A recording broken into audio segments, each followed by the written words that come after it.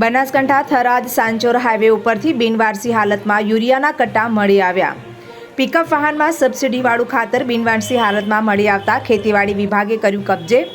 તાડપત્રી ઢંકાયેલી હાલતમાં ગાડી અને નજીકમાં આવેલ શેડમાં યુરિયા ખાતરની બેગ પણ મળી આવી। ત્યારે યુરિયા ખાતર સરકારી સબસિડીવાળું ઉત્પાદક હોવાથી અનધિકૃત સંગ્રહ ગેરકાયદેસર હોવાનું આવ્યું સામે। ખેતીવાડી વિભાગે પોલીસને જાણ કરી તમામ મુદ્દામાલ કબજે કરી સીલ કરવામાં આવ્યો। જો કે હાલ તો પોલીસ અને ખેતીવાડી વગેરે ઔપચારિક ફરિયાદ નોંધાવવાની તજવીજ હાથ ધરવામાં આવી। તારીખ 18/8/2025ની અમારી ખેતીવાડી વિભાગની સંયુક્ત ટીમ ખાતર અર્થે થરાદ તાલુકામાં ઓલરેડી તપાસમાં હતી જ। તપાસ દરમિયાન અમને ખાનગી બાતમી મળેલી કે એક અજાણી જગ્યાએ એક ડાલું ભરેલું યુરિયાનું પડ્યું છે એવી બાતમી મળેલી। એના આધારે અમારી જે તપાસ રેગ્યુલર હતી એ પૂર્ણ કર્યા બાદ અમે જે બાતમી હતી જે સ્થળની ત્યાં રૂબરૂ તપાસ કરતાં જે જગ્યા છે એ સાંચોર હાઈવે ઉપર છે, અક્ષત પ્લાઝાની સામેની સાઈડમાં શિવશક્તિ બેવરેજ કરીને એક પ્લાન્ટ છે એની સામેની સાઈડ હતું જ્યાં અમને આ વસ્તુ જોવા મળી।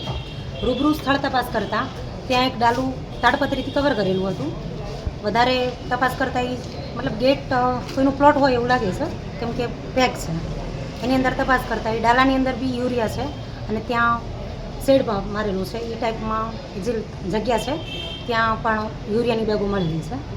હવે કોની છે એનું કોઈ માલિક ત્યાં સ્થળ પર જ જણાયેલ નથી અને ડાલા પર એક નંબર નોટ કરેલો હતો, એમનો કોન્ટેક્ટ કરતાં પણ એમને કંઈ વિગતો આપી નથી કે વ્યક્તિ હાજર થયેલા નથી। યુરિયા ખાતર સરકારની સબસિડીવાળું હોય એને આવી રીતે બિનવારસી રાખી શકાય નહીં, તે માટે વધુ તપાસ અર્થે અમારી સાથેના સરે અહીંયા પોલીસ વિભાગમાં જાણ કરતાં પોલીસની ટીમ સાથે આગળનું રોજકામની કાર્યવાહી કરેલ છે અને હાજર જે જતો હતો એને પોલીસ સ્ટેશન થરાદમાં લાવેલ છે। જગ્યાને બેન સીલ મારવામાં આવે છે કે નહીં? ના, જગ્યાને સીલ મારવામાં આવેલ નથી કેમ કે જગ્યા અનનોન હોવાથી ત્યાં અમે માલ રાખી શકીએ નહીં।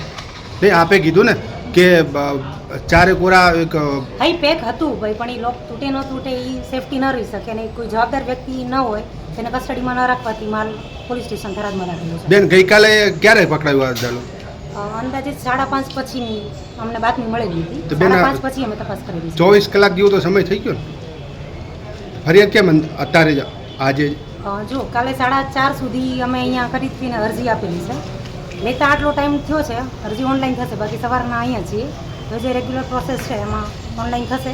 અરજી લઈ લીધી છે, ફરિયાદી લઈ લીધી છે, પણ એ જે એમની કાર્યવાહી પ્રમાણે આગળ થશે।